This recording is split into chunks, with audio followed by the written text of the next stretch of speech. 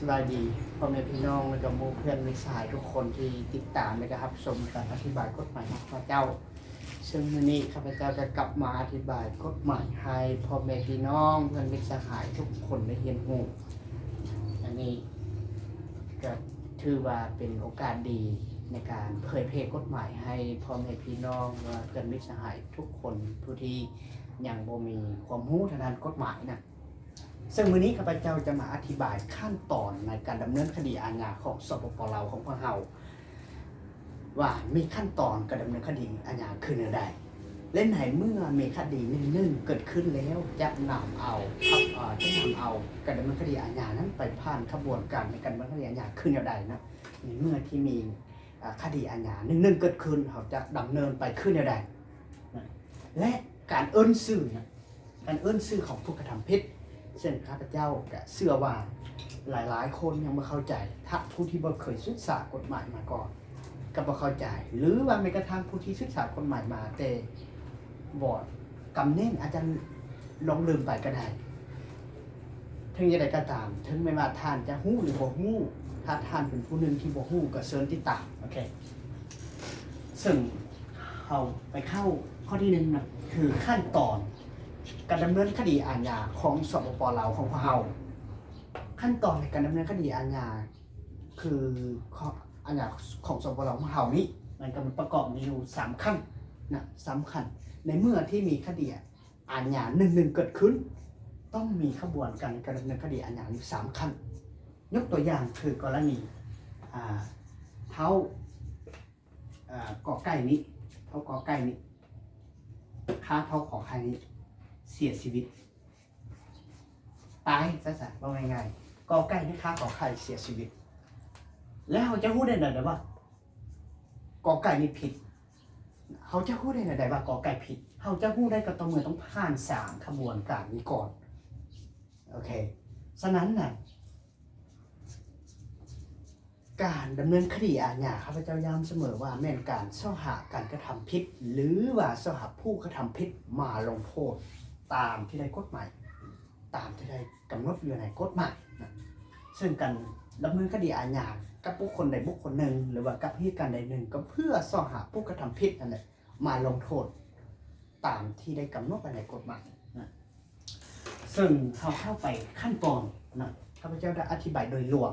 เพราะรายละเอียดนะแต่ละขั้นตอนนี้มันละเอียดสุดๆเลยเป็นเรื่องละเอียดอ่อนว่าง่ายๆเป็นเรื่องละเอียดอ่อนนั่นตัวอย่างคือขั้นตอนของการสืบสวนสอบสวนมันก็มี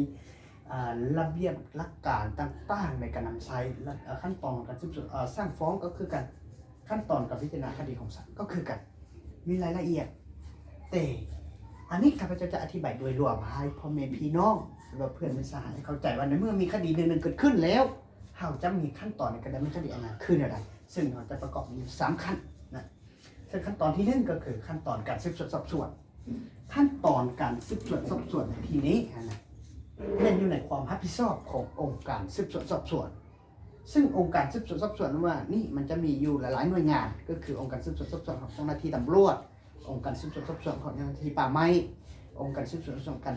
ต้านการชลาบางหลวงและอื่นๆอีกยังหลายองค์การซึ่งขั้นตอนนี้นะมันจะอยู่ในขั้นตอนการสืบสวนสอบสวนในเมื่อที่มีการฟ้องหรือว่าการแจ้งความมันจะมีอยู่3ขั้นตอนหรือว่า3สาเหตุที่พาให้มีการดำเนินคดีอาญา1มีการแจ้งความ2มีการเข้ามอบตัว3และพบเห็นห้องหัวในการกระทำผิดเขาก็จะเปิดคำสั่งหรือว่าจะดำเนินคดีอาญานะซึ่งขั้นตอนในการสืบสวนสอบสวนนั้นก็มีรายละเอียดหลายอย่างคือกันมันก็จะมีการเปิดคำสั่งสืบสวนสอบสวนเพื่อจะดำเนินการสืบสวนสอบสวนนำใช้มาตรการสกัดกั้นหรือว่าวิธีการต่างๆในการเสาะหาผู้กระทำผิดให้ได้มาลงโทษอันนี้ก็คือนำใช้มาตรการต่างๆอยู่ในขั้นตอนสืบสวนสอบสวนเขาจะอธิบายสั้นๆให้เข้าใจว่าในเมื่อมีคดีนึงเกิดขึ้นแล้วมันต้องได้ผ่าน3ขั้นตอนนะส่วนขั้นตอนการสั่งฟ้องขั้นตอนการสั่งฟ้องในที่นี้มันอยู่ในความรับผิดชอบขององค์การอัยการประชาชนอันนี้นะอันนี้เป็นองค์การอัยการประชาชนนี่ในความรับผิดชอบขององค์การอัยการประชาชน หลังจากที่เจ้าหน้าที่สืบสวนสอบสวนเก็บข้อมูลหลักฐานละเอียด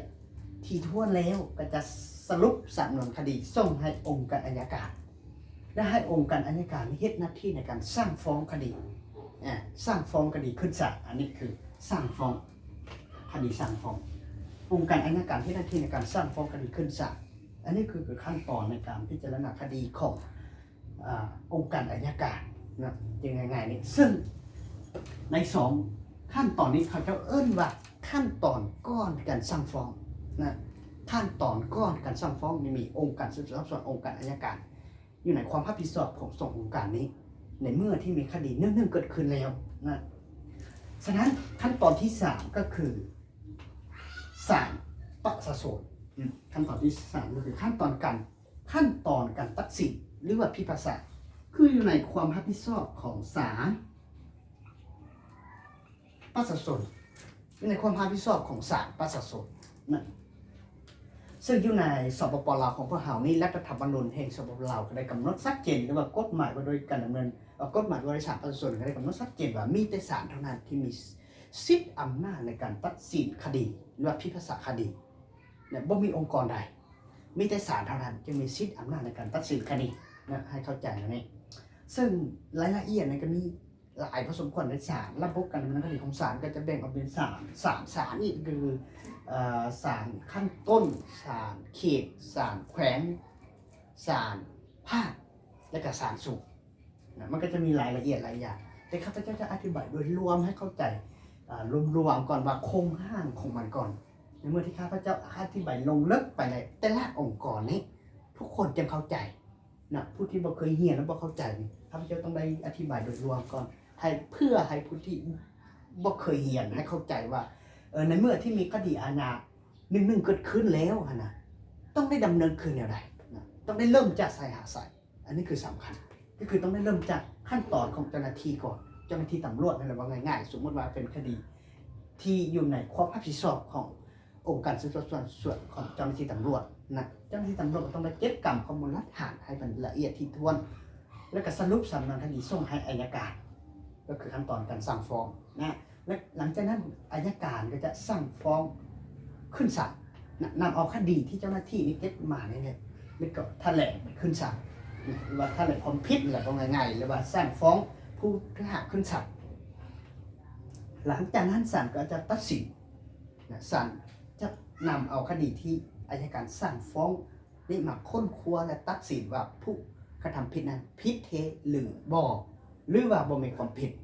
นี่คือขบวนการในการดำเนินคดีอาญาอันนี้มันโครงสร้างโดยรวมให้ทุกคนเข้าใจนี้ซึ่งรายละเอียดนี่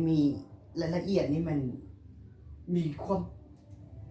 ละเอียดอ่อนที่สุดเลยในแต่ละขั้นตอนเลยนะมีหลักการมีระเบียบการในการดำเนินคดีซึ่งข้าพเจ้าจะอธิบายภายหลังให้เข้าใจว่าในการดำเนินคดีอาญาของแต่ละองค์การในการดำเนินคดีอาญาของแต่ละองค์การหรือว่าอยู่ในความรับผิดชอบแต่ละองค์การมีความรับผิดชอบคือเนี่ยใดนะข้าพเจ้าจะอธิบายให้ละเอียดนะต่อมาการเอิ้นชื่อของผู้กระทำผิดนะการเอิ้นชื่อของผู้กระทำผิดคือคำว่าผู้กระทำผิดในที่นี้ก็คือทรัพย์ธรรมดาที่พวกเขาเอิ้นกันนะซึ่งทรัพย์กฎหมายครับว่าผู้ที่สงสัยผู้ที่หาจำเลยนักโทษนะคือยกตัวอย่างอย่างนี้เมื่อเท่าก่อนนี้ข้าเขาขอนี้เสียชีวิตอย่างเช่นสิเมื่อเท่าก่อนนี้ข้าเขาขอนี้เสียชีวิตหลังจากนี้นะในเมื่อที่ยังบ่มีคำสั่งอันนี้เนอะบ่มีคำสั่ง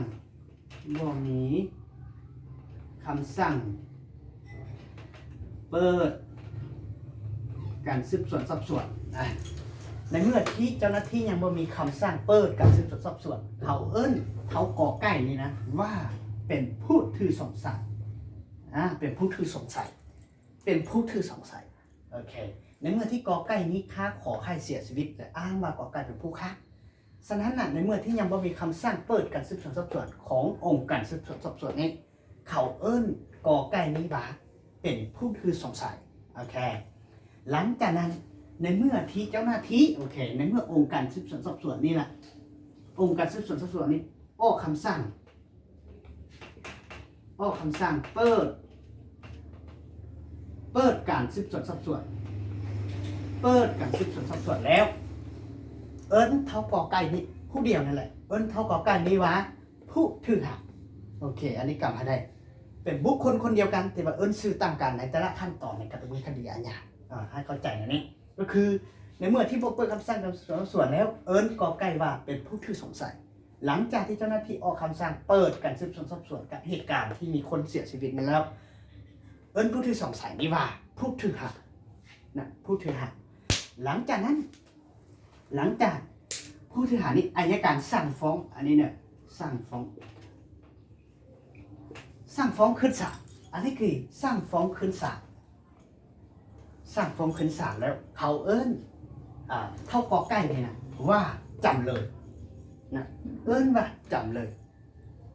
เอิ้นว่าจำเลยหรือว่าง่ายๆก็คืออยู่ในขั้นตอนของเจ้าหน้าที่ก้อนว่ามีคำสั่งเปิดการสืบสวนสอบสวนนี้แม้นเอิ้นว่าผู้ถือสงสัยออกคำสั่งเปิดการสืบสวนเอิ้นว่าผู้ถือหาหรือว่าอยู่ในการสั่งฟ้องขั้นตอนการสั่งฟ้องก็ผู้ถือหาเนี่ยขั้นตอนของอัยการหลังจากอัยการสั่งฟ้องขึ้นศาลแล้วเขาเอิ้น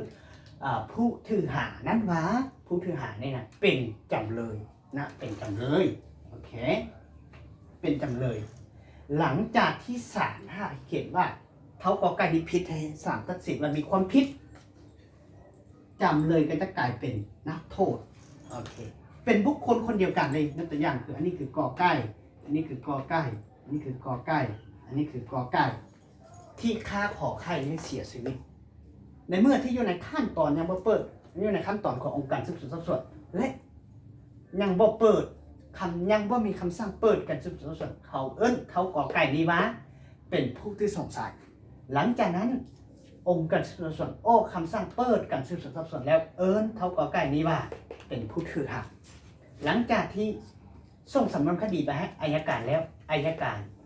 สั่งฟ้องไปให้ศาลแล้วเอิ้นกอไก่นี้ว่าจำเลยหรือว่าอยู่ในขั้นตอนของศาลเขาว่าจำเลยหลังจากศาลนี้เห็นว่าหลังจากที่ศาลนี้เห็นว่าเท่ากอไก่นี้มีความผิดศาลนี้ตัดสินให้กอไก่นี้ผิดตามที่ได้กำหนดไว้ในกฎหมายเอิ้นเท่ากอไก่นี้ว่านักโทษนะเป็นบุคคลคนเดียวกันแต่เอิ้นสื่อต่างกันในขบวนการดำเนินคดีอาญาของสปปลของพวกเราซึ่งจุดประสงค์นี้ก็เพื่อให้ผู้ที่บ่เคยเรียนให้เข้าใจว่า